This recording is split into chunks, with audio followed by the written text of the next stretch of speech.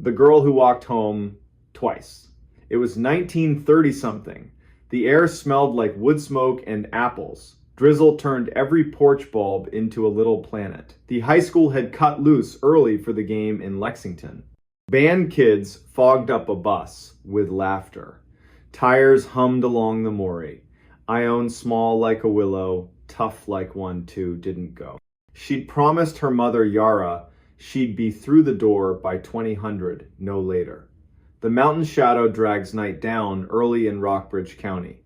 Everyone knows that. Pea coat from a thrift store, one button that didn't match, scarf a shade that couldn't pick a side between green and blue, hand knit by her aunt. Everyone knew Ione. She worked mornings at the bakery on Nelson Street, slipped the paper through Mrs. Kemp's slot at the White House with the red door, could identify every dog in 3 blocks by bark alone. Her father, line cook, cereal kitchen quitter, had left in May. The kind of leaving that makes a clock too loud. Ione had sworn, with a 16-year-old's fatal sincerity, I won't be that kind of gone. At 1940, she waved off her best friend Wren at the feed store corner and ducked into the drizzle, taking her usual 3-block shortcut, hardware store. Mr. Ancher, Petrie sweeping like he meant to sand the sidewalk down to Memory Post Office that still smelled faintly of floor wax, then the alley behind the funeral home because, as Ione liked to say, the living cause more trouble than the dead in Rockbridge Hollow. 1952. A guy in a pickup easing off a steep driveway saw that indecisive scarf flash by. 2 fingers up from the wheel, small town salute. 1954, wind rattled corrugated tin on the vacant lot fence. 1956, misses. Kemp stretched her back, peered past a thin curtain, clocked a girl head down, hands in pockets, shoulders squared against the wet. 1958. Yara's porch light burned a little cone in the rain and turned drizzle into strings. 2000. The door did not open. By 2010, Yara was pacing the living room like she was housebreaking a nervous dog. Up slow, back slow. 2022, she called Wren. Surprise, then careful. Yes, they'd split by the feed store. Yes, Ione was fine. And there had been a man at the vending machine, Marine Corps cap, too new for the face wearing it. 2030. Deputy Rowan Deek knocked hat off, voice steady. He said the sentence every good town cop has to learn. Let us be wrong with you for 2 hours. They weren't wrong for 2 hours. They were wrong for 3 days. Night 1. Flashlights swept the seam from feed store to front stoop. Same bad gravel by the alley. Same puddle at the sycamore. Same warped funeral home step everyone knows to skip. Drizzle turned into mean rain. 0320. The band bus came back. Windows fogged a different way. Kids fell into waiting pickups. Mothers squinted through wipers. A boy named Ash told his dad by accident the worst sentence. I saw Ione behind the funeral home. She had her scarf. When? Just now. And when he turned to point, there was only rain. Saturday pooled in neighbors' kitchens, coffee, quiet, too many glances at the clock. Sunday, the county AR's net droned on the old repeaters. Negative contact. Monday morning, the school band played half a shade slower in the auditorium. The principal looked 10 years older when he lifted his head. At 16:20, that gray Monday, headlights smeared along Route 11. Mrs. Kemp phoned Yara. Yara ran. Mrs. Kemp, who hadn't run for anything since 1989, got there on ring 2, breathless and unpoetic. She is on your porch. Ione stood under the porch light, hair slicked flat, scarf dark with rain, coat buttoned wrong, hands in pockets, eyes bright in a way the sky hadn't earned. The bulb made a perfect oval on the boards, like the house had been waiting for its mark. She blinked once, slow, smiled, small and real. The exact smile she wore, setting a cinnamon bun on a plate like a promise. The sound Yara made porchwood still remembers it. Hands to her daughter's face. Sweetie, why did you make me wait? Ione stepped in like she'd only just noticed, wet as cold after 10 minutes. Shoes kicked off in their forever spot. She looked around, stared a beat longer at the stove clock, the plain round one rust comma on the wall under the nail. Half a laugh, swallowed. Deputy Deke came in careful, body language that said, "I belong here, but I won't make the room smaller." Ione, he said, in that slow jailhouse tone that lets people choose their own shape of words. Genuine surprise from her. "Deputy Deke, did you get a new car?" He hadn't. She tipped her head like a bird when a window stops offering sky. "Then why is it so quiet?" Dr. Sigrid Hall, neat as a single sentence, took temp, checked pupils, asked, "What did you do between Friday and Monday?" "Walking home." No flinch from the doc, just a neat note. Sometimes you leave people the only word they're willing to carry. More questions. "What do you remember?" "Gray dog by the Coopers." "The sound at the pipe bridge." "The man with the new hat." Then, like 3 rooms misstacked. "I don't know the rest." Her mouth around the O made Yara flatten both palms on the table like she was steadying the whole house. 3 weeks. Rockbridge Hollow learned a delicate routine. They let Ione be. Dawn at the bakery, 2-handed grip on the sheet pan, reverent buns on paper. She stared at the post office bulletin board until the pushpins shone. Guidance counselor Emmer Holliday sat with her twice a week gentle work, invite a memory to take one step without pushing it down the stairs. On good light days, Ione would offer a new pebble. The river slapping the old mill race concrete. A walnut leaf rafting a puddle. Someone saying her name like a question, and she not turning her head. December showed up in one unsentimental dump of snow and refused to leave. Yara learned to sleep an hour at a time. The wood stove learned the new schedule without judgment. Christmas came with casseroles, feed store gift cards, and one perfect scarf from a woman who couldn't afford to buy it and a woman who couldn't stand to see the old one anymore. By March, the Maury pretended to be more than a river, and a fisherman found the marine cap downriver of the pipe bridge. He called it in and didn't touch it. Like a weird engine smell under your hood you hand straight to a pro. The man who'd worn it had drifted back to Roanoke the day after Ione was found, paid his motel bill, smiled at an elevator that apologized for itself, and left. The cap had no story the town could use. Spring, summer, peepers screaming, telephone wires singing when the wind drops off the ridge full of opinions.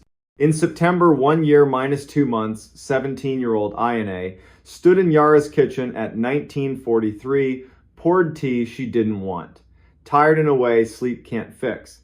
Yara, to keep from saying one thing too loud and scaring 3 others, wrote a safe talk list on the back of an envelope.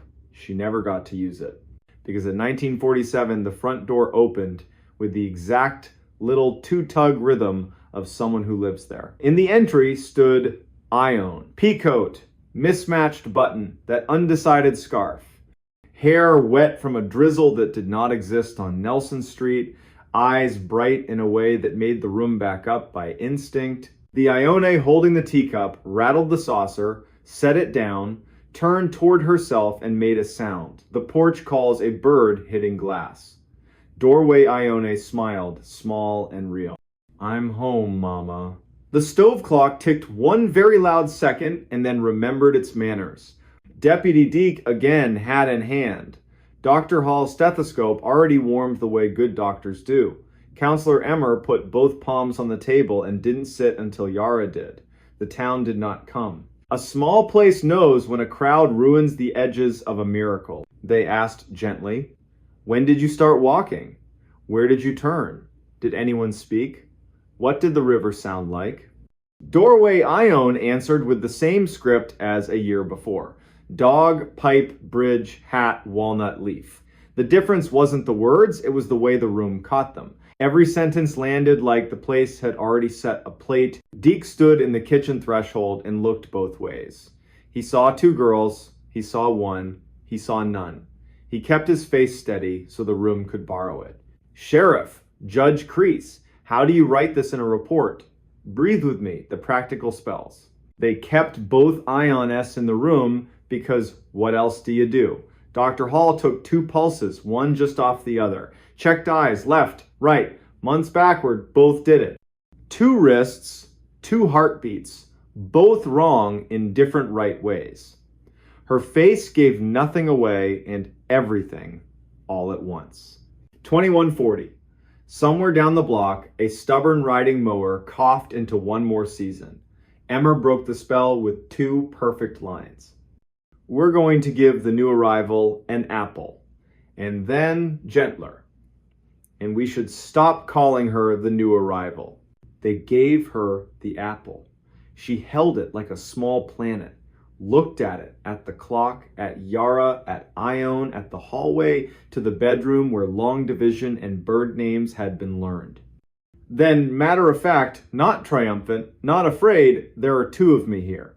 The tone wasn't a request. It was a math answer. She had finished counting and was waiting to be told what the number meant. The town did what towns do when the world tilts and insists it's always been level. They made order. Cedar chest to the living room. Second bed. Pastor Rowe came kind mouth. Better history. He knows how to talk without turning a room into a church by force. The sheriff, the judge, and a university woman from Lexington with a voice that makes you believe machines can help without showing off. Her term, identity event. It looked great in a report and was useless at the kitchen table. That night, Yara dozed and woke, and dozed and woke. Twice, she stood in the doorway and watched 2 girls sleep by lamplight. One hand out of each blanket, palm open the exact way Ione had always slept, as if catching sleep required a hand ready. Twice, her mother hand reached to pull a blanket higher and shook in a brand new way. Morning stretched the house back to its old shape. The bus hissed at 07:45.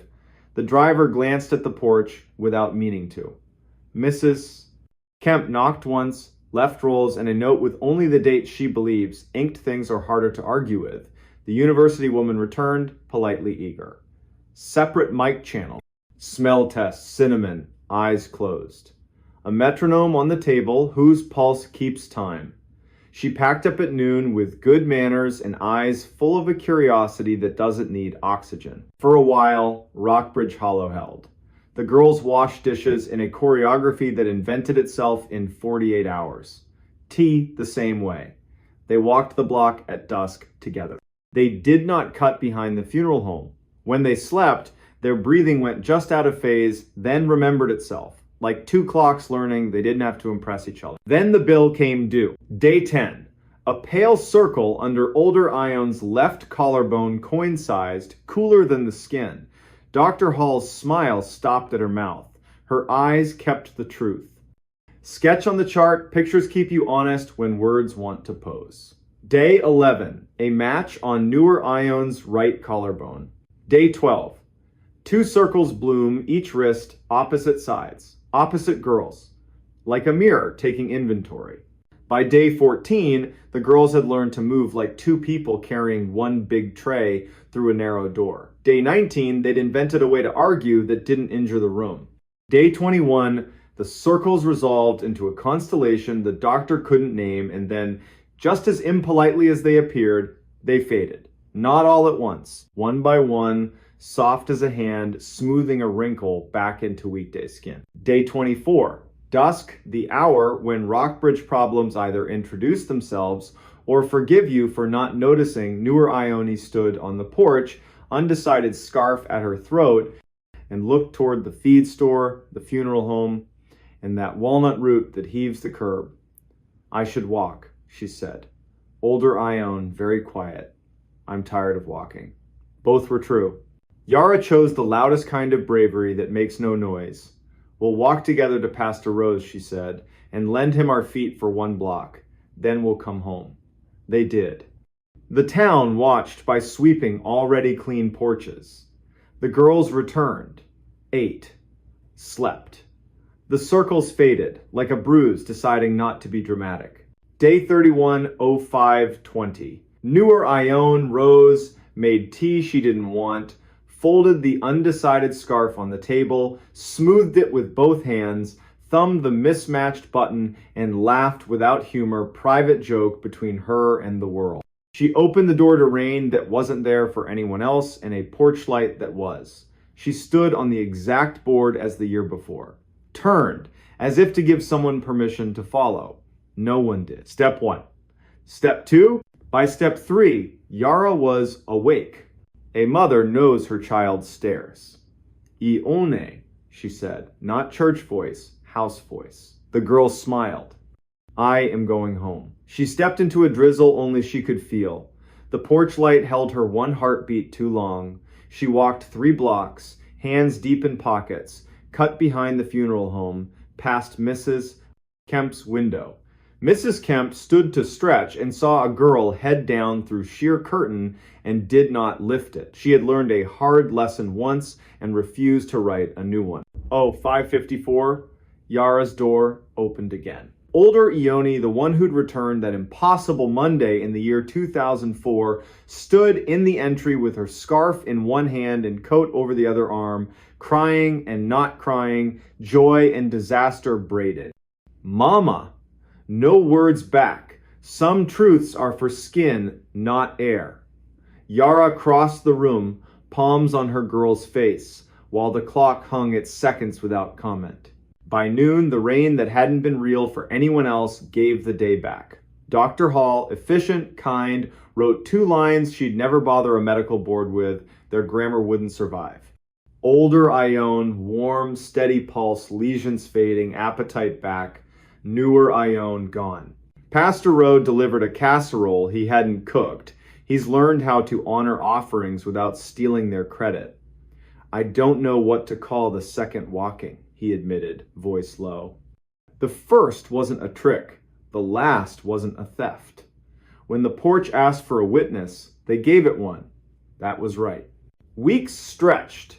The house learned gratitude without building a festival around it.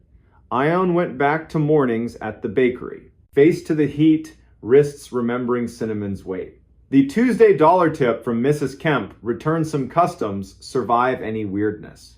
One Sunday, Wren braided Ione's hair on the stoop and didn't cry until the knot that spot where promises and prayers looked the same. Deputy Deke waved with 2 fingers and didn't slow.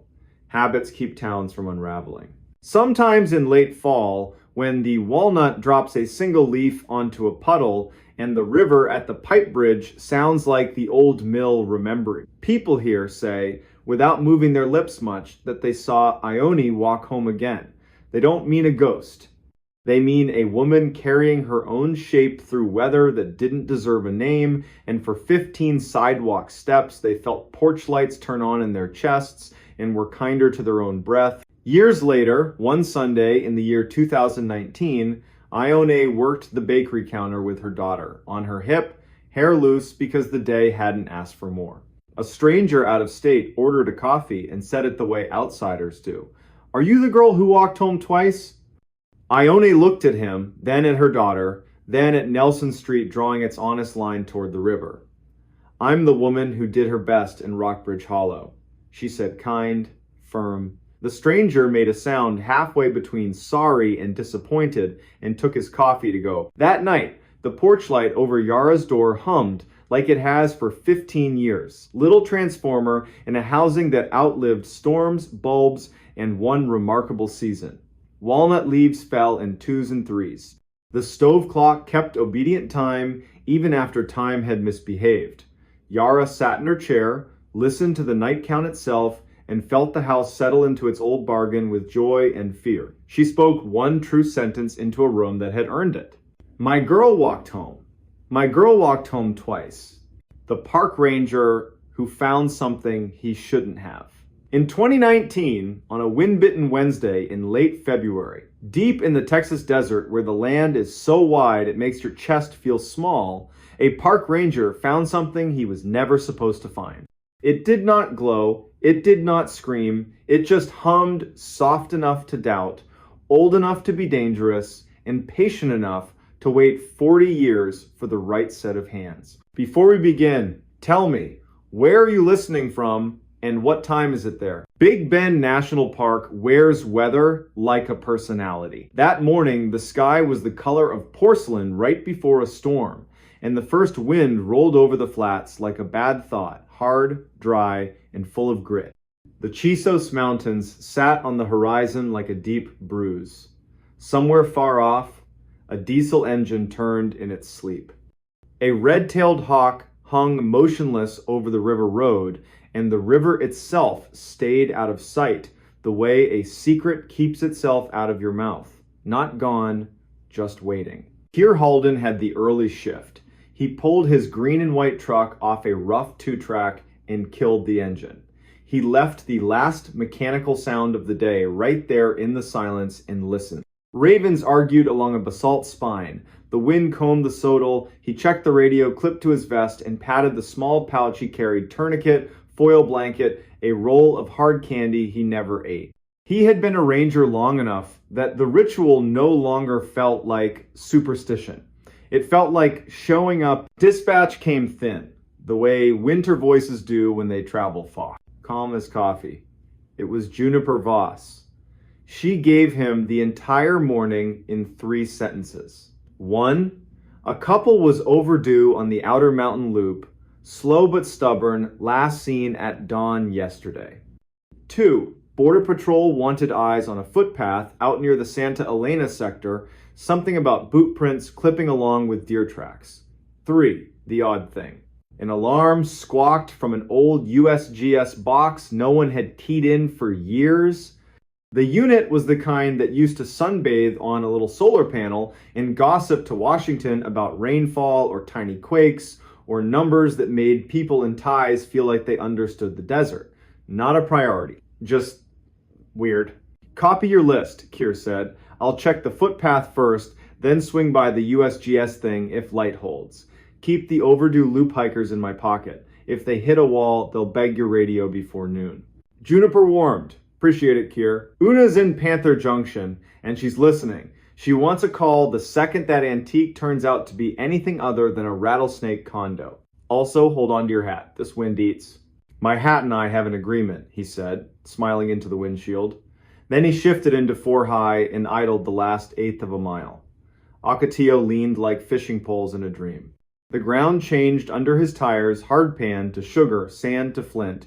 He stopped where a shallow arroyo opened its mouth and stepped into a moving silence, the kind that lifts sound off you in strips. The sun hit his cheek like a warm coin. The footpath wasn't a path so much as a set of habits worn into the land. One moment it disappeared, the next it returned.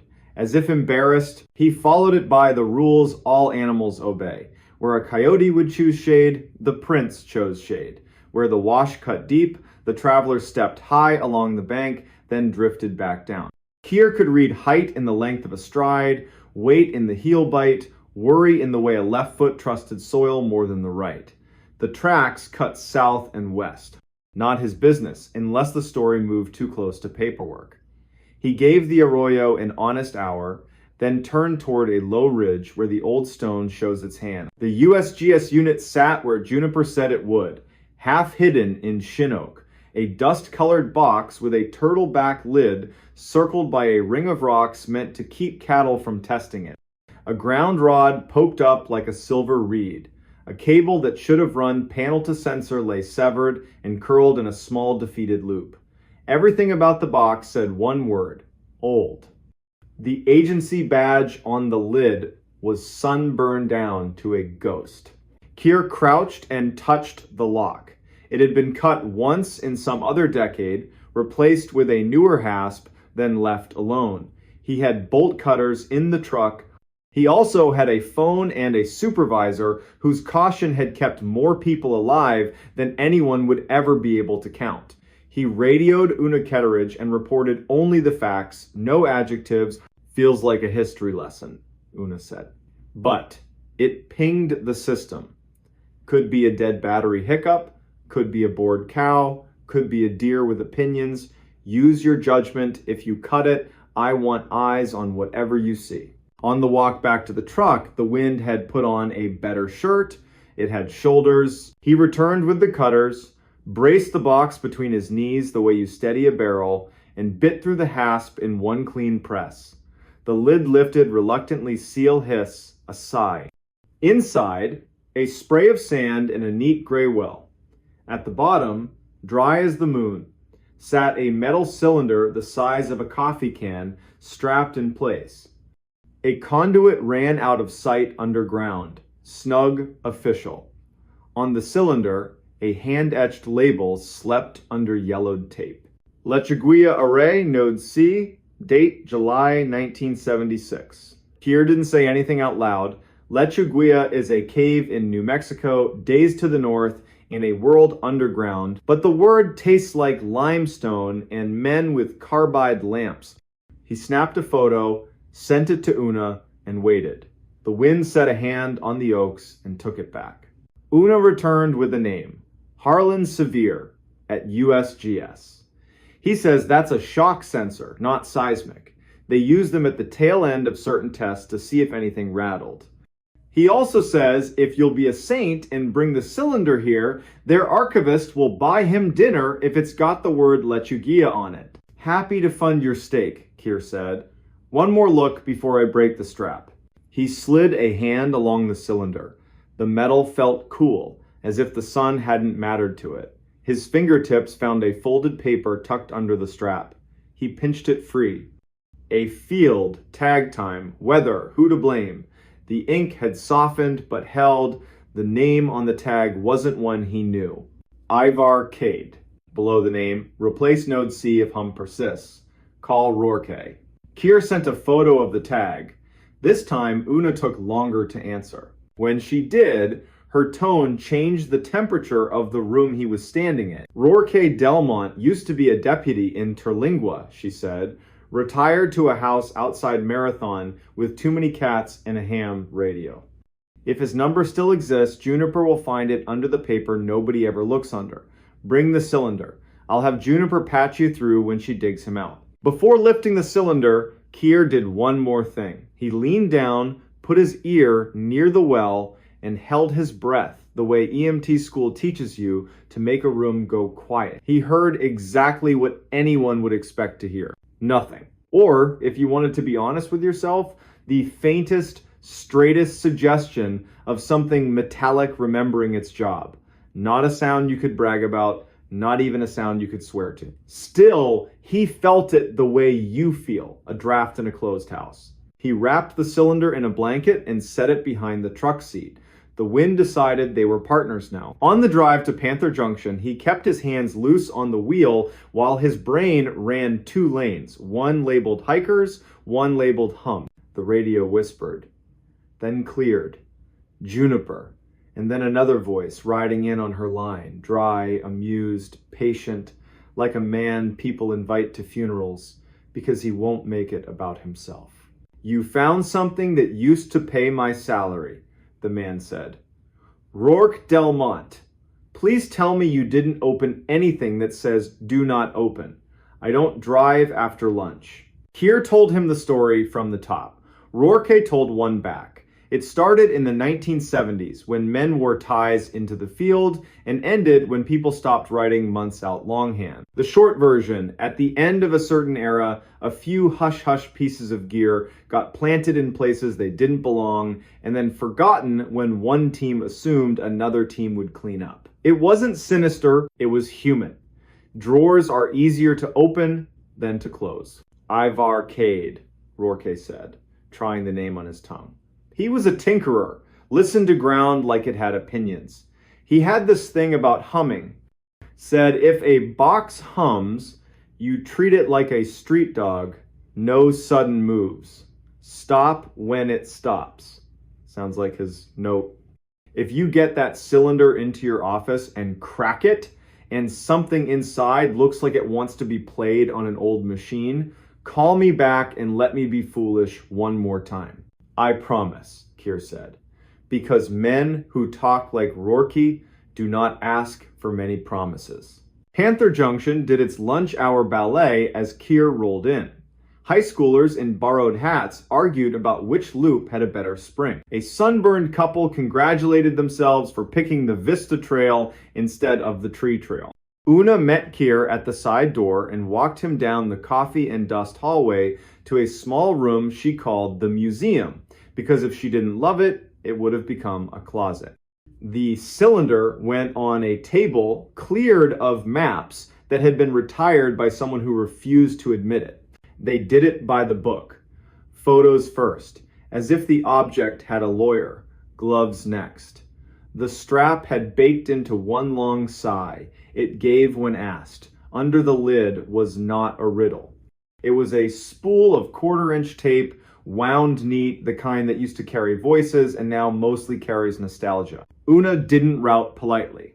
Rourke, it's your foolish day. He promised 15 minutes and made it in 12. He looked like the part of Texas that doesn't apologize, pearl snap shirt, jaw that only meets a barber when forced. He carried his machine under his arm like a hymn book someone kept by the bed. He set it on the table with gentle authority. I kept one, he said, in case my cousin wants to hear his band from 1983 and pretend it matters. Let's hope the belts haven't turned to spaghetti. They threaded the tape, slow, careful. The tape looked good. Old, yes, but not brittle. Una closed the smoked lid with both hands. Rourke pressed play. The machine thought, then did the thing it was born to do. Sound came. Not music. Space. The kind of wind you only hear inside a square room where corners argue. Beneath the wind, metal ticked, cooling, settling. A voice tested a frequency and lost interest. Silence held its breath too long and then broke in two. A different voice, young, certain read a time and a barometric pressure, and then ducked his head like he was embarrassed. Minutes walked by and refused to hurry. Keir forgot he was standing. Una leaned without leaning. Juniper appeared in the doorway and didn't cross it. Around minute 11 or 12, voices started coming in more often, short barks of men in sun stupor. They tossed numbers back and forth. Then the numbers stopped, and something in the room with them tried to take the speaking away. Do you hear that? The young voice said, pleased and uneasy at the same time. That's the hum. It's not in the wires. It's under me. Rourke leaned in. The belts made a private adjustment. A long, thin sound slid up under everything like someone dragging the flat of a blade across piano wire. You could hear the tape hesitate, then pull itself together and keep going. There was more jokes about coffee that wasn't a man saying lunch like it was a destination. The young, certain voice, again, not yet, and later, now. At the very end, after the leader flapped and the machine hiccuped, there came 3 small knocks. Tap, tap, tap. Could have been anything, metal cooling, a knee against a table leg, but the kind of anything that sticks. No one spoke for a while after the reel stopped. Una found 2 mugs. Juniper poured from the thermos she kept for not really emergencies. Rourke lifted the spool with both hands like it was a plate his grandmother would notice if he chipped. What exactly did we just hear? Juniper asked finally, not demanding an answer. Somebody hitting the sensor lid? A can rolling across the floor? Why do 3 little taps make 3 people look at each other like we just heard a prayer said backwards? Rourke answered the tape. If Cade wrote that tag, and if the wind outside doesn't mind me being honest, I'd guess he heard something he decided was not wind, not gear, and not cattle. If he thought it was a hum, he would do what he always preached. He'd keep his mouth shut, he'd count. He'd refuse to answer. He taught me that when we worked a roadside call box that wouldn't stop ringing on its own. Juniper smirked a little. Do we have to file a report that uses the word haunting? We have to file one that uses the word found, Una said. Maybe returned. Anything else lives with time. The day pushed back into its chores. Rourke took the tape to his truck and swore he wouldn't play it for anyone who owed him money. Keir signed the chain of custody with a flourish just exaggerated enough for Juniper to roll her eyes and accuse him of showing off.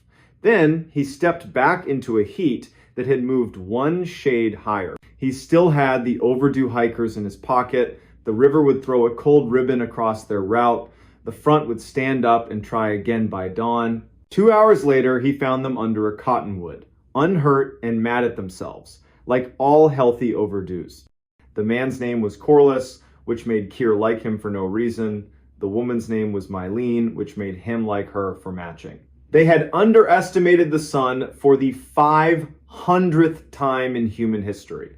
Keir gave them water, changed the rhythm of his sentences so they could cover their pride, and walked them back with a conversation about birds that let everyone keep the day. By the time he signed off from Juniper, the sky had turned the color of a bruise willing to heal. He drove to his little place outside Study Butte and sat on the step with his off-duty radio, playing a baseball score under a song. An insect flung itself against the porch light, learned nothing, and decided to live anyway. Keir set his boots side by side because the day deserved it. He slept hard and dreamless. Morning came with a sound like someone riffling a fat book. The front finally threw itself across the basin. His phone buzzed at 6. Una. Rourke had gone home, changed his shirt, then changed his mind, and gone to Marathon to pick a fight with the archives. He found Ivar Cade's obituary. 2 lines and a date. 2006. Loved the desert. Survived by nobody. Not the same as alone, but close enough on paper. What followed was a day of strange chores that make up the secret half of a park ranger's job.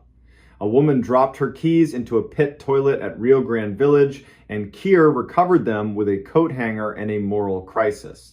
A Mexican Jay picked not 1 but 2 sandwiches off a truck bed and strutted into a mesquite.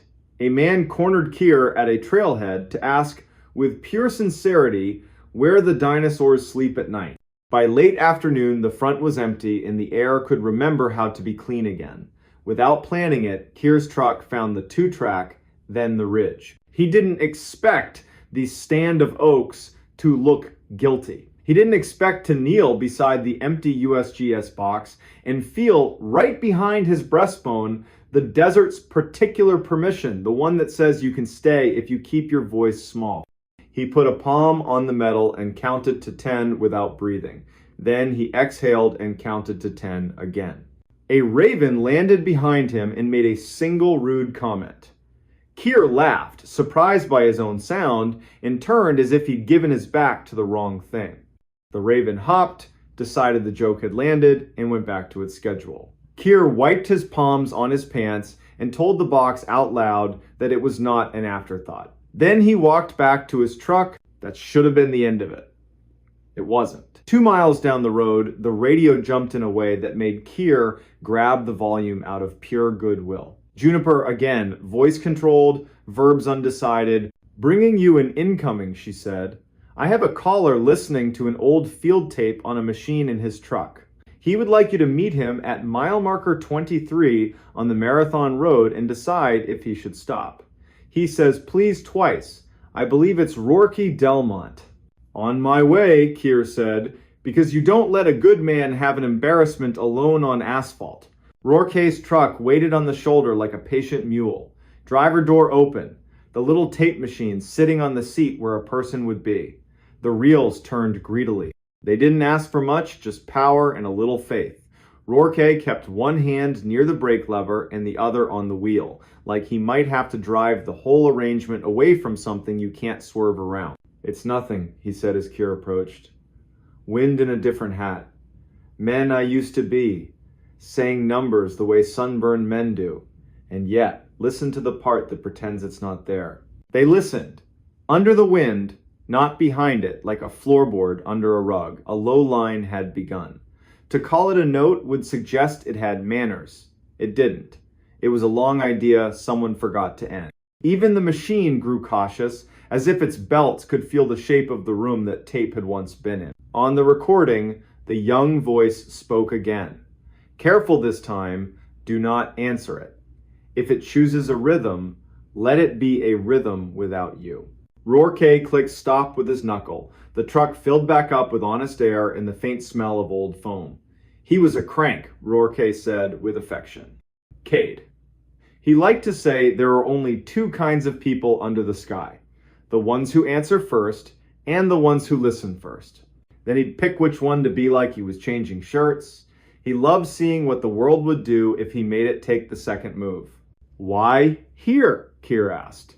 "Because I'm old," Rourke said, "and I'm practicing telling a story to the place it happened." So Keir let an old man stand with his truck and his tape and his empty road and practice while the light thinned and the Ocatilla leaned into evening. The next week, life returned to practical. A coyote watched Keir eat his sandwich and didn't complain when he got none. A bus full of fourth graders sang a prickly pear song until their teacher begged mercy.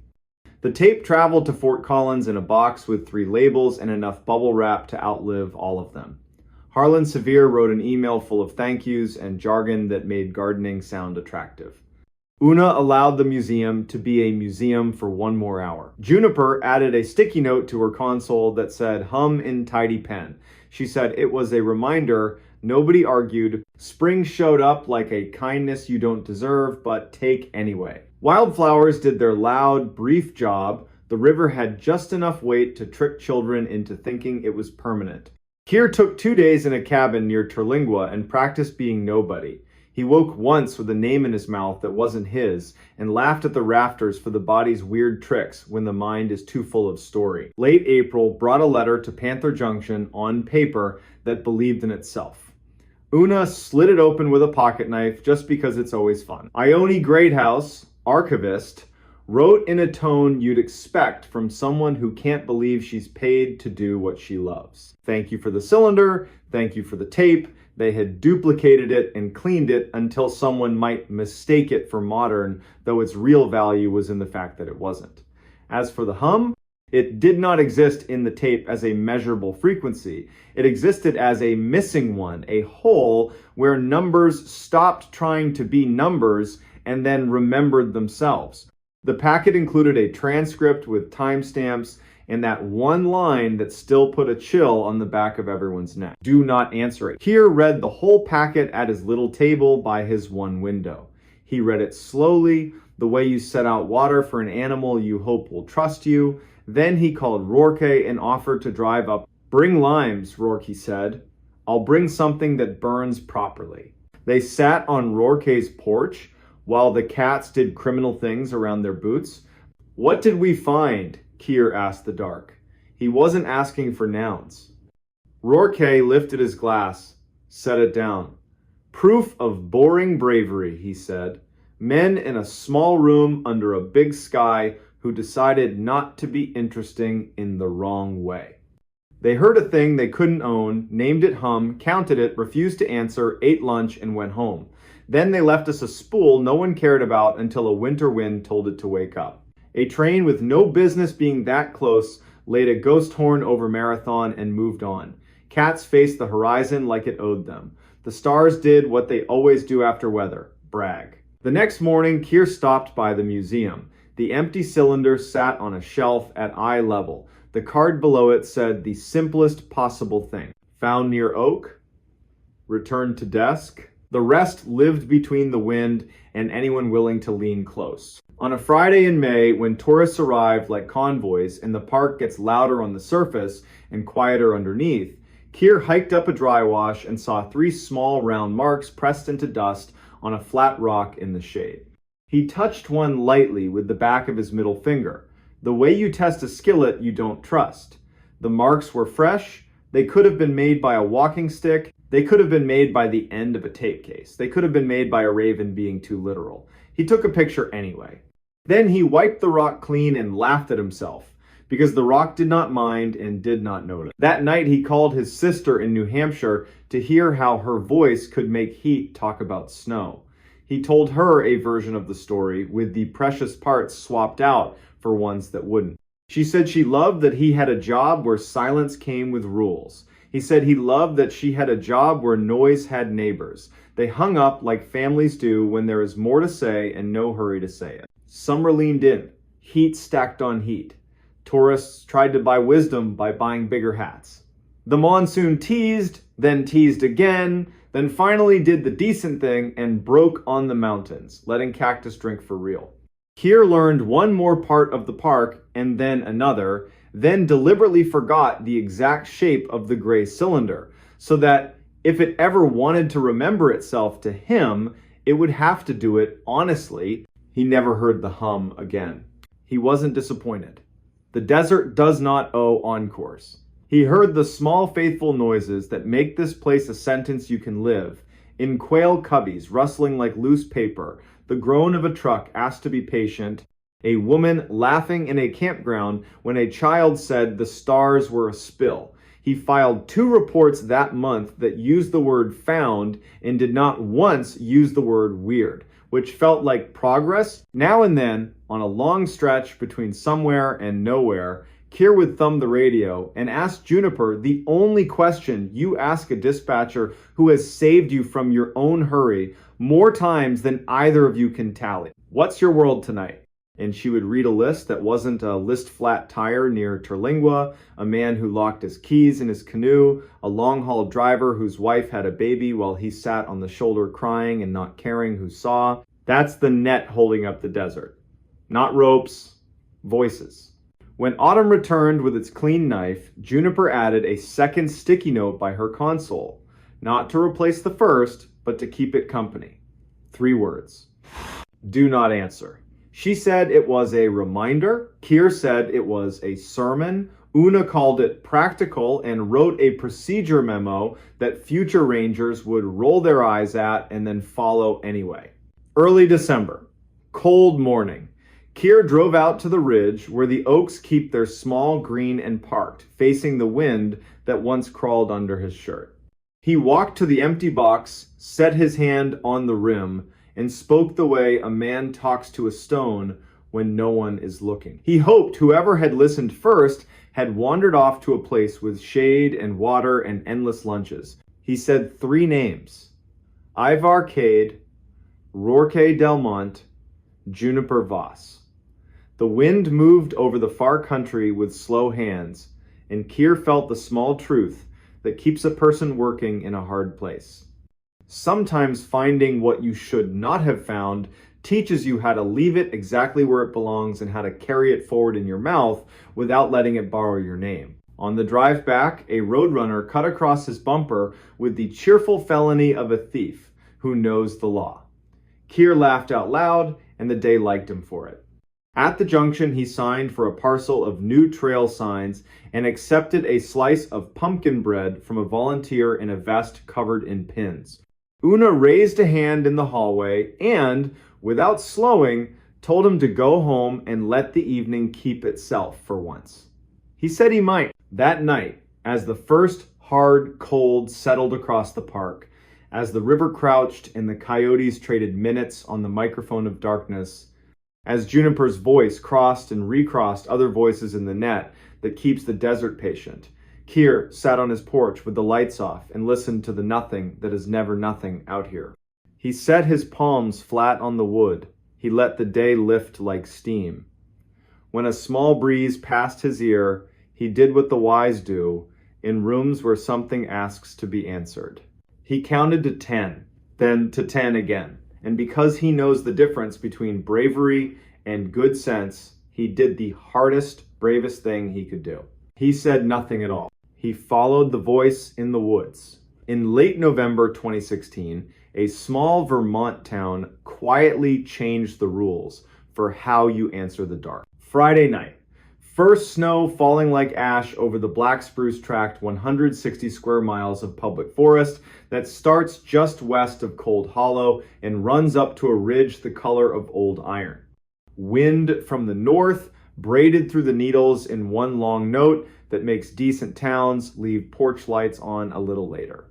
Inside the Grange Hall, the fire department fundraiser clattered along. Raffle wheel, paper plates, kids ping-ponging between folding chairs.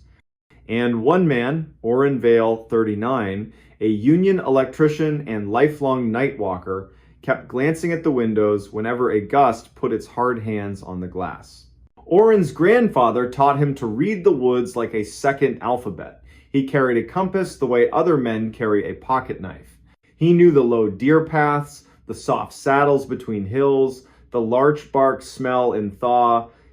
He also knew the old county stories, the ones people tell without leaning in, the ones that move through a place like blood and show up on the skin only when the month turns cold. He knew them and didn't believe them, which his grandfather used to say is the quickest way to trip. At 9:30, the last raffle number got called. A cheer, a whistle under the eaves.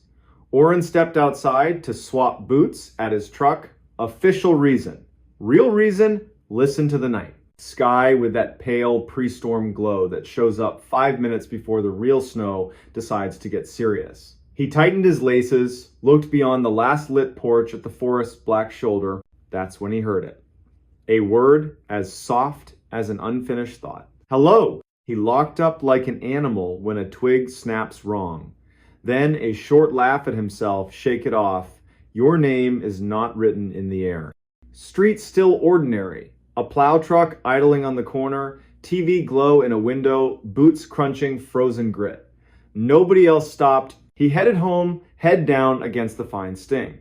At the seam where the last streetlight quits and the road becomes suggestion, the voice returned clearer from the tree line. Orrin, truck radio bouncing off metal, teenagers behind the mill, or just the human ear, born to fall in love with the shape of its own name. He didn't speed up, didn't slow down. Turned into his drive, hand on the knob, door opened, and the room, warm, yellow, smelling of dry wood and laundry soap, closed around him like a decision. Tea, boots off, house creaking as it accepted the cold. He told himself he'd imagined it. Then, from past his backyard, down where his fence met the Forest Service boundary, a child laughed and then shushed himself, the laugh of a kid who's won the game and wants to keep the secret. Orrin stood so fast the chair legs squealed. He took a big flashlight and his canvas coat, the one with nailhead nicks along the sleeve. Back step, breath in like medicine. The beam cut a clean cone through first skinned snow, birch leaves stuck like coins. Official reason, check the fence. Animals find holes like water. Real reason, follow the voice he said he wouldn't follow. 30 yards to the boundary, then down into the shallow gully where an old logging road becomes a mud stream in spring and a dark ribbon in summer. Tonight, a white seam sewn into black. He stepped over the sagging cedar corner post thing had wanted to retire for years. Stood in the old road. Trees leaned in, not unfriendly, just present. Far, nearer, then in the space between two breaths from nowhere at all. Orrin. Over here. Flat. Calm. Spoken by someone who knew he would come. Whoever you are, wrong yard. He said to give his mouth something to do. The wind eased. The light found only clean snow. Here's where the story could have ended. He could have gone inside, called Deputy Thad Lorman, and said the sentence men like him hate. Maybe I'm imagining things. Turn the deadbolt, put the kettle back on, let the weather change the subject. Instead, because his grandfather taught him to meet strangeness with stride, he went forward 2 paces, then 2 more. Good woods do a winter trick. Honest dark makes day colors inside it. Orrin walked 100 yards. 200. Counting numbers in his head must match the length of his stride. The road bent, fell, rose. The voice stayed at a leash-length distance. 3rd bend, a smell he couldn't place. Not smoke, not rot. A peculiar clean copper coins in snow stream under ice where no leaf has fallen. He stopped. The beam trembled once, steadied. I'm turning around, he told the night like a neighbor by trash cans. If you're real, say your name with your mouth. Answer from the left, low and near, made of breath, and something that owed breath nothing. Please. Old story word. No manners, perfect aim. He swept the light. The beam caught the hem of a wool coat behind a young fir. A dark sleeve. A pale idea of a face. His breath snagged. The sleeve moved a little. 2 slow steps, the way you approach a skittish dog. A woman. Mid-20 seconds. Hatless. Hair slicked to her skull by wet snow. Wide eyes, not panic, just far away, like someone who's been walking too long in a sentence that won't end. City boots? Wrong season. She didn't look at Oren, she looked past him, toward the place where home lives in a man's imagination when he's far from it. Please, she said again, the syllable, making a bull-sized cloud. I lost my brother. He's down there. He keeps answering me, but he isn't moving, and I don't have anything left to pay the dark with.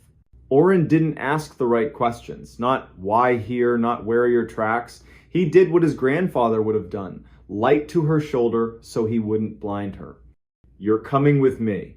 We'll make a fire. Sheriff's decent. The ranger they send is decent too. We'll all go for your brother together. Half smile, like matching a photograph. Down there, she murmured, tipping her head. The ravine. Do you hear him? The forest held still the way it does when a pond is deciding if it will hold you. Far, closer, then from a compassless direction, a boy's voice. Over here, the cheerful tone of a June afternoon when the creek is yours and curfews are imaginary. How old? Oren asked. 12, she said. His name is Asa. He mimics the radio, learned it from our father, thinks if he hits the right tone, people treat him like a man, not a kid. Please. I think he fell. They moved. The ground began to disapprove. Oren nicked a white birch with his thumbnail string on the doorknob, breadcrumb for daylight, and began a new count. Short numbers you use to tie yourself to yourself. The land broke, narrow gash, choked with blowdown, bottom a slim black promise of water. Oren crouched, felt for purchase, chose a route that wouldn't let the night right itself without him. You wait here, he said, and pushed light into the dark. Halfway down, breath to the left, rustle to the right, and up ahead. Here, the boy said, and rapped twice like knuckles on a plank. Boot slipped, shoulder caught. Breath rode back into his chest like a stranger. I'm coming, he said. Tell me your name. Same sunny broadcast voice. Asa Vale. Wrong. Valley in a mouth that small? He looked back. The beam sketched the woman from the knees down, the slope eating the rest. She hadn't moved. He couldn't see her face. Asa, Oren tested the tone you use with a dog proud of its one trick. Your sister says you fell. The reply came from 3 places, one after the other, like a round sung wrong. I fell, I fell, I fell. Clean cold slid under his coat like a hand. He turned right. Light found an old plank bridging the cut, the kind loggers tossed down for a shortcut. On it, a pair of gray glove liners, small. Beyond it, a moving black that breathed. The voice came again, now behind him, now from the far slope, now from under the plank. Sweet, teachable, wrong. Oren. Hello, he tried. The last courtesy of people. Nothing changed. One careful step uphill. Another. The woman's boots stepped back to make room, silent as sleep. He put the light on her face. She let him. Very dark eyes, very dry, not cold, not warm. She looked like a person photographed in an eclipse. We're going, he said, level. He climbed past her, back to the old road, and did not run. Kept the beam 3 steps ahead, made sure the ground didn't decide to turn trickster.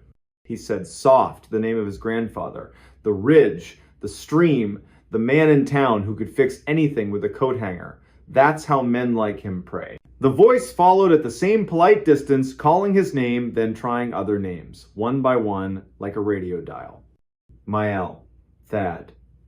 His father's name, the one he hadn't heard aloud in 10 years. Shape, correct. Weight, wrong. The hair on his arms tried to grow a second coat. Fence. He stepped wrong, caught his coat, cursed with relief. The light washed the line. Trees were trees. Night was night. True snow now, steady and adult. On the stoop, from just the other side of the glass, the boy knocked his small knuckles against Oren's name. Please. Inside. Back against wood. House decided to keep him. A short, embarrassed laugh. He'd forgotten the world has edges. Flashlight down. Phone up. Dispatch picked up. Torin recognized the voice. No staircase of questions. Need a courtesy drive-by, Orrin said. Something at my north line in the tract. A kid, or not. Send Thad. Tell him I'll stand on the stoop like a fool until his lights hit my fence. Sergeant Thad Lorman came slow, because slow bleeds pressure out of nights like this.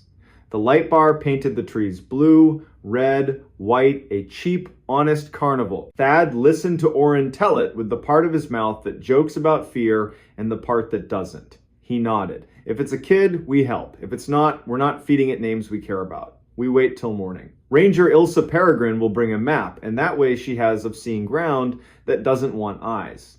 Orrin dozed badly. In a chair, boots on, long light pointed at the back door like a promise. Woke at 3, then 4:30, to the kind of quiet, good towns keep as a favor, to people who worked till midnight. Morning, polite sheet of snow on the yard, no fresh tracks. Dressed for work he wasn't going to do, drank doctor-ordered coffee, met Thad at the fence.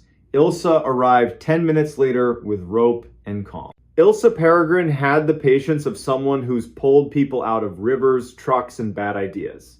She let Orrin map the night with words, asked 2 questions, had him repeat the glove liners and plank bit. Then, we'll walk to your nicked birch and the lip. We won't drop below without more bodies and a line. We'll bring a bell. We will not call names into the ravine. We won't teach the woods our voices. Do what I do. They walked the old road like a small procession, remarking only on the practical downed limb, slick spot, this looks fine and isn't. At the birch, she saw the thumbnail nick and gave him a coy's small nod. At the lip, she set a glove down, put her ear over the edge, listened like a nurse, eyes closed a moment.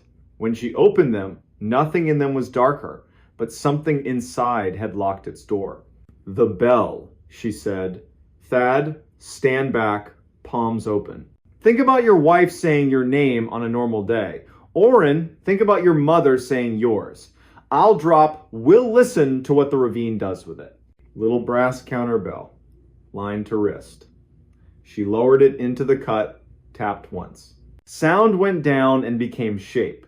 A second, softer ring came back, a beat late dutiful mimic, pleased with itself. Exactly what she expected, exactly what she didn't want. Another pattern, another shy echo. She drew the bell up. We back out, she said. Return at noon with 5 people, a net, and the kind of logic more eyes bring. We don't talk loud about this in kitchens. We don't make it a dare. Mayel will call the mothers who woke sick today and confirm their boys are where they belong. Orrin, go to work. Don't walk too close to windows. Keep your head. For 3 hours he tried. Mounted a panel, fixed a ground, listened to the radio gripe about roads, and a woman in the next county who kept a goat in a Subaru all winter. At 11:40, Mayel called. Slowly, no punctuation. Every kid accounted for in Cold Hollow, the next 2 towns, and the next one after that. Only one mother admitted to a bad feeling her college-age daughter had forgotten to text goodnight. The girl replied, at 9, friends dragged her out. I don't mind being the woman who makes these calls, Mayel added. At noon, Ilsa returned with 3. 2 retired SAR, diehards rope and stubbornness, and a state biologist whose face said, no time for folklore, polite to people who do. Stokes basket, a sleeping python coil of rope. Thermal scope, rode again, practical commentary only. At the lip, scope warmed, Ilsa panned slow. Pause. A private smile. A frown. 2 small hot spots raccoon. 3rd signature doesn't behave. Warmer than air. Not moving, not shaped. Could be a rock remembering yesterday. Could be a hole trying to be a mouth. Could be nothing. Rope went to a jack pine who knew how to hold. Eulalia Pike tied knots like a magician. Holly Kempt tended the tail and told the rope jokes. Ilsa clipped in, checked gloves, looked at Orrin. If I say walk, you walk. If I say sing, you sing. If I say back, you're halfway to the fence before I finish the word. Do you understand? Yes. She went over, no hero. Just a person who rations courage by the cup. The basket followed, empty. Holly paid out, Eulalia counted. Thad kept palms open. Orrin murmured the names again. The wind pressed its shoulder, then backed away, embarrassed. At the plank, Ilsa set her hand on the wood, didn't cross. Leaned, looked. The ravine hummed like a refrigerator in an empty house, steady, unashamed work. Her voice rose, clear without being loud. I see a glove. I see a hair tie. I see a shape that might be a bag or water. Acting clever. No body, no tracks. Mud's wrong. Too smooth for this time of year. Holly net. Down it went. She opened it, set it in the water, drew it slow fishing for a rumor. At the board she made a small sound, what you make when something lands in your hand that wasn't meant for you. A tape, she said. Cassette, labeled with a child's name. Ink bled, not a local surname. First name, maybe. Into a dry bag like a heart, looked left, right, beyond. Bring me up! At Orrin's picnic table, Ilsa set the bag down. Holly opened it with thumb and forefinger reverence. The cassette slid onto a towel. Label, 3 stubborn letters. A smear. Another letter, a curl like the start of a V. A backward S someone had tried to fix. We take this to the county, Ilsa said. We don't play it at anybody's table. We don't invite it to speak until we decide who's earned the right to hear. Orrin with me. Thad, drive the long way and stop at every porch where a mother is watching the window too much. Say the sentence that helps. Eulalia, Holly, pie at Mayel's. Tell her nothing but that the rope behaved. County building, gray carpet, binder smell. Tape on a clean towel. Evidence tech, Poe Dunnett, a kind face and an anvil name. Step back half a step, then forward. Gentle resurrection deck. Lid down like tucking a child. Play, hiss. A room trying not to be a room. Boy's voice high, those long rural vowels. Hello, he chirped. To whoever finds this. You're smarter than my uncle. He thought this was a good place to hide it. I thought it was a good place to make him pay attention. Orrin's hands went cold. Ilsa folded her arms. Poe watched the deck, not the wall. I learned from the weather radio, the boy went on. 2 notes, then a voice. So here are the 2 notes. A whistle. Almost true. This is a warning for Orrin Vale from Cold Hollow. I'll be by your fence tonight to ask for your attention because my uncle didn't give me his. Bring a real adult if you want. Don't bring a recorder. The ravine doesn't like competition. Poe's hand hovered over stop and stopped. Tape wobbled. The voice shrank. In the back, a woman spoke soft, far like another night in another room. The boy laughed. I'm not supposed to laugh here, he said. Click. Out like pinching a flame. 20 counts of silence. Then Ilsa said what needed saying. Someone taught a child to mimic the radio and throw it like a stone. Someone told a story to the wrong head and let that head go walking with it into a night. A tape fell into a ravine where water thinks about voices. Next time, we will not let the water talk first. They worked. Knocked on doors along the ugly highway west of the tract, a trailer. A man who wouldn't answer until Ilsa said please the way a daughter does to a stubborn father. He opened. Saw the tape, covered his face. Made a sound older than apology. Said one name without looking up. Asa had been 12 inches, 2006. His mother believed something that charged interest. His uncle believed in nothing but tricks. Asa memorized the weather radio panel like a prayer, used it for jokes, then defense, then art. He threw his voice into dark to see if the dark would throw it back. It did. One November night, he walked to the ravine to show the dark. He didn't come home. The uncle told no one, managed grief like a secret, called it clever. It was cowardice. They found a hair tie. 2 glove liners. In spring, when the ravine surrendered its slow winter work, a shoe with its lace still tied, and 1 small clean bone. They wrote what the report allowed.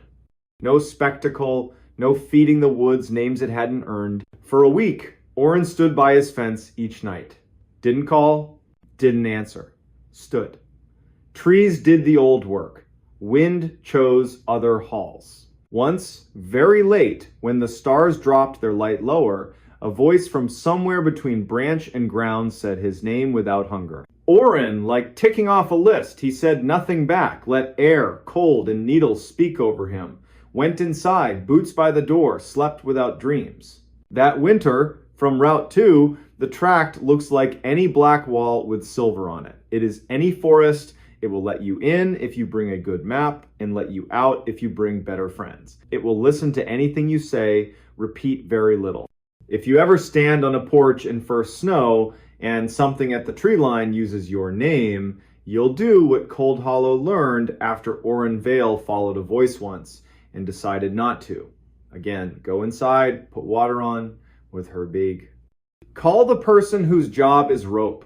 Don't teach the night the words daylight will need. There are always voices in woods where wind earns its wages. Some are weather, some are water under ice.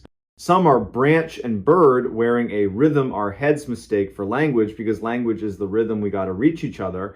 And some are something else, a debt you pay by sitting still while the professionals work. If you must say anything to the dark, keep it brief and ordinary. Say your street, say your name the way you learned it when you were honest. Then say the one true sentence, Ranger Ilsa Peregrine gave this town to keep like a matchbox in a drawer. We are not answering you, we are not leaving you, we are coming back with more people and better light. The door in his basement wasn't there yesterday. Late October, year 2018, West 73rd Street was getting shoved around by that lake wind, long, hard gusts that make whole blocks clench their teeth. Rain ticked the gutters like pinball. Inside a brick duplex that still smelled like plaster dust and stubborn varnish, a 37-year-old hospital electrician named Callum Brenner was doing what he did most nights. Fixing his future with his hands so his head didn't wander. Callum had bought the place in June, ripped up carpet in July, learned the patience of plaster in August. By September, he could ID every pipe by sound.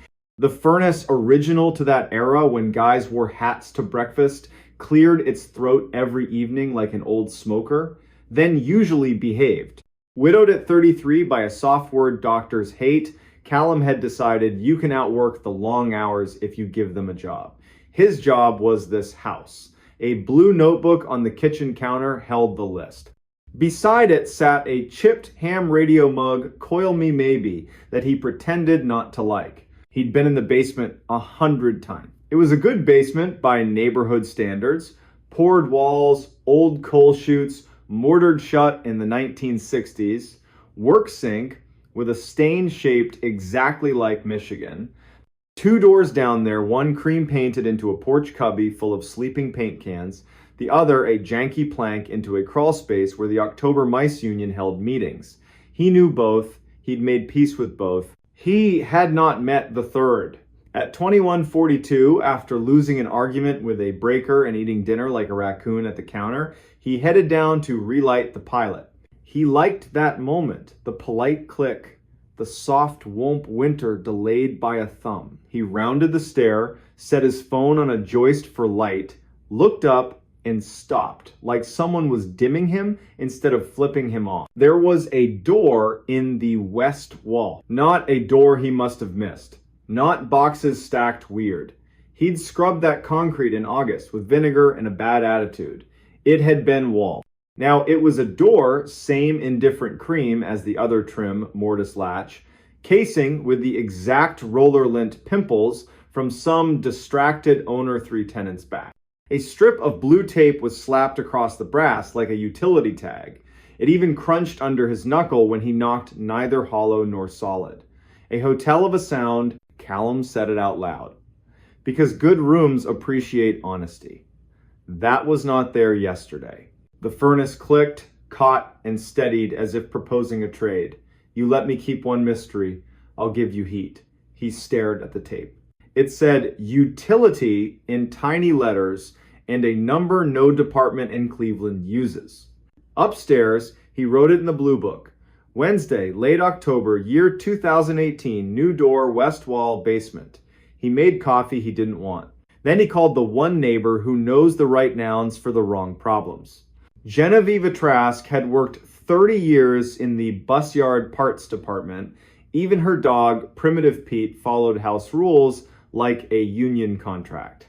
She'd been on West 73rd since the streetlights still rang like bells when they got swapped to sodium.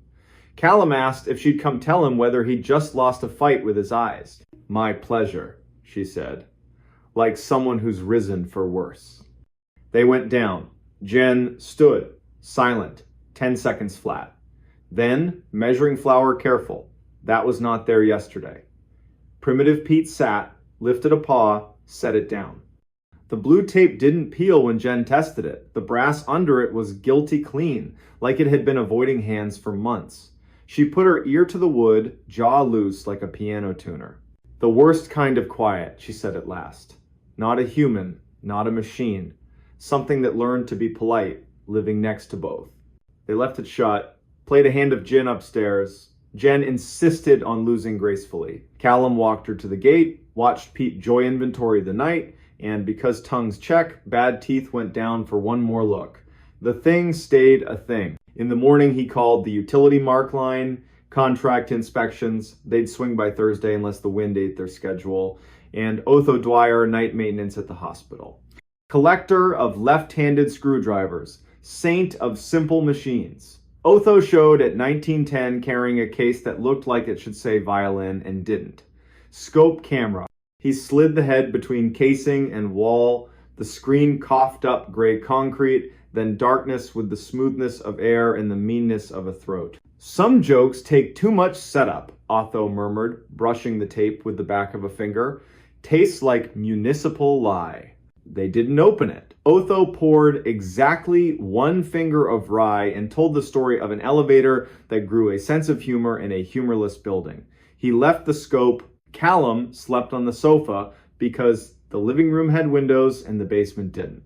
He dreamed of blue tape, a polite click, and a nurse's voice saying, "Not yet." Thursday, 14/27. Voicemail from inspections diverted to a sinkhole at Denison. Second voicemail from an unknown number, just silence that didn't know how to hold its breath. Then a whisper from very far down a hall, "Don't come down while the light is wrong." He went home anyway. Top of the stairs, he made the announcement men only make to empty rooms. "If you're human, show me your shoes. If you're not, invitation rescinded." The furnace behaved. The sump pump cleared its throat. He set a carpenter's lamp on the floor to make a small, honest city of light, and with a stub of chalk, he drew a line along the bottom of the door. "If you can't make sense, you can measure." He knocked once. The sound came back too soft. He pressed his palm to the panel, neither warm nor cold. It felt like skin in a room that doesn't want you to cry. "I don't believe in you enough to be afraid," he said, on purpose lying. Houses respect effort. He turned to leave. On the far side, something trailed a fingertip down the wood from above the latch to below it, very slow, like it was teaching itself grain. He didn't move. The chalk line held. He said his wife's name once, softly, a key to a true door. Friday, 21/15, he and Jen stood there again. Primitive Pete approved the dryer. The tape had a new diagonal crease, like a latch lifted, then politely reset. Jen hovered her hand over it like a candle. "You are not the first house on this block to breathe into the wrong room," she said. In 2006, during the epic flood, the city dug out the storm line in the alley and found an old brick run, Prohibition beer, and better stories. They sealed what they could see. They did not seal what refused to admit wanting sealing. "That's where the undertalk lives," she said. "Not your house's fault it learned the language. Not yours for hearing it. We lean a chair and don't make introductions." "Be here at 10 with coffee and a man who likes rules," Callum said. She brought the sheriff. Sheriff Whitaker looked like he still hauled hay for friends.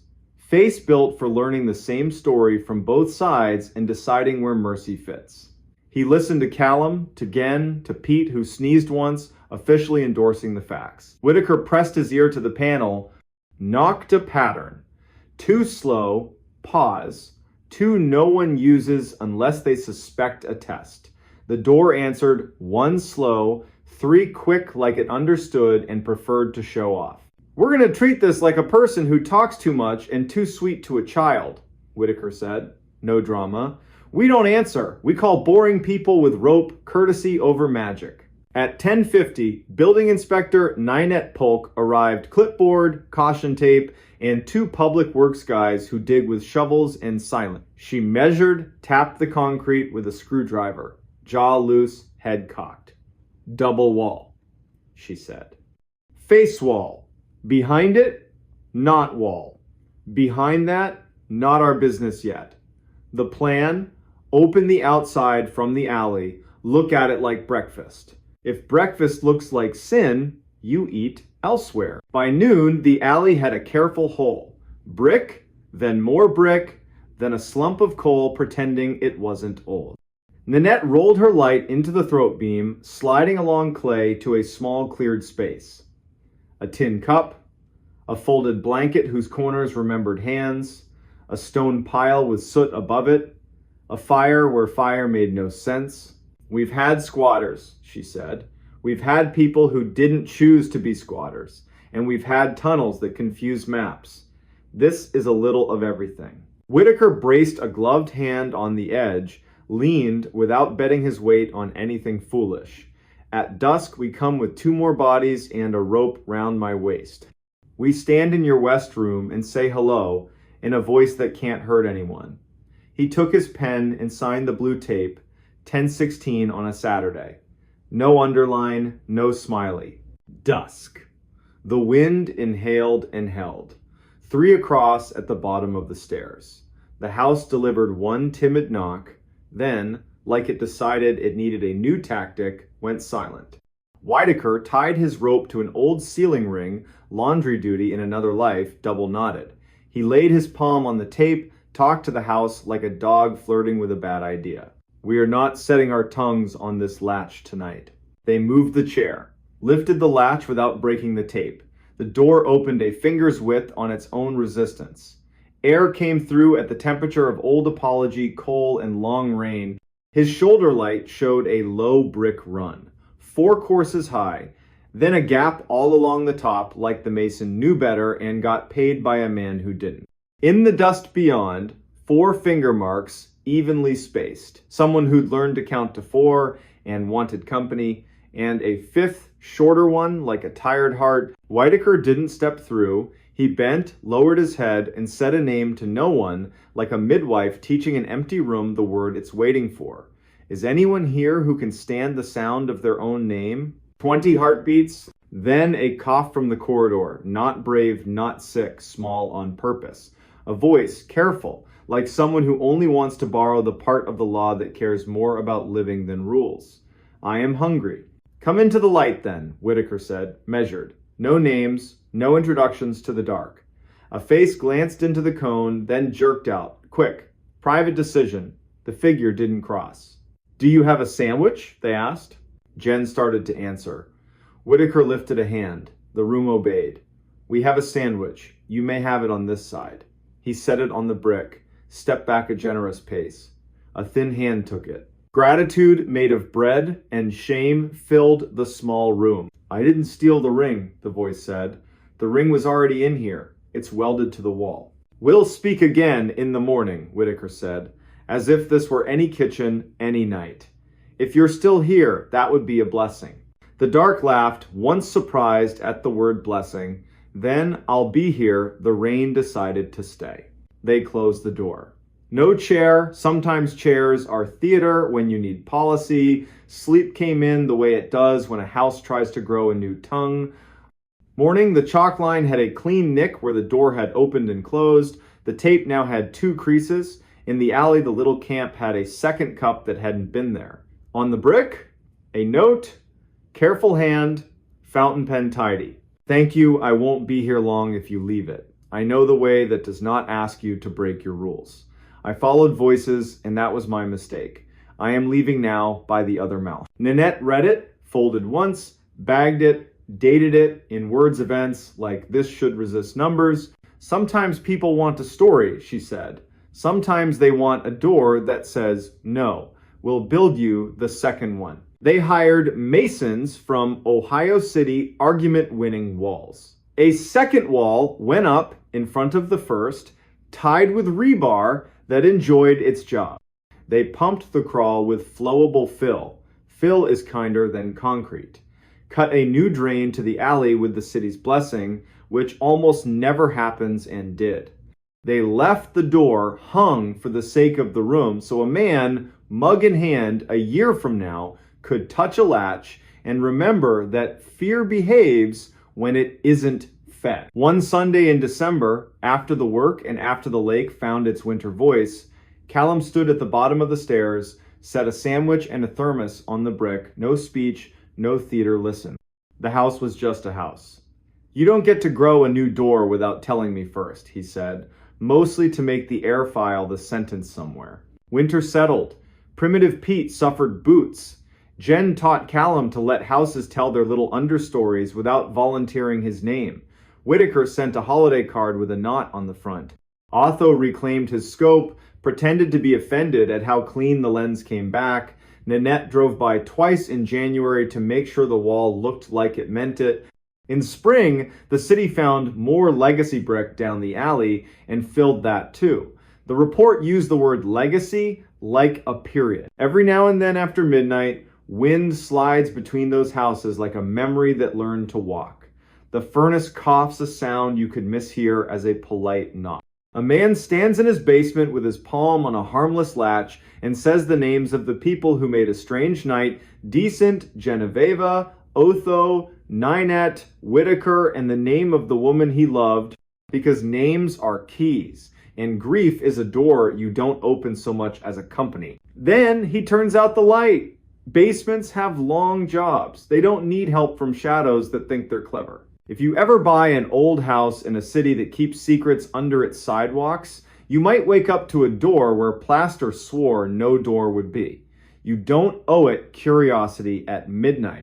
You owe it a list, a lamp that won't lie, a neighbor who can make quiet into a tool, and the dull bravery the trades teach. Knock once, count to 20.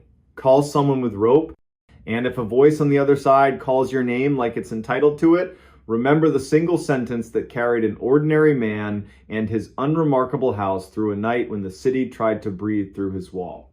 We're not answering, we're not leaving, we're coming back with more people and better light.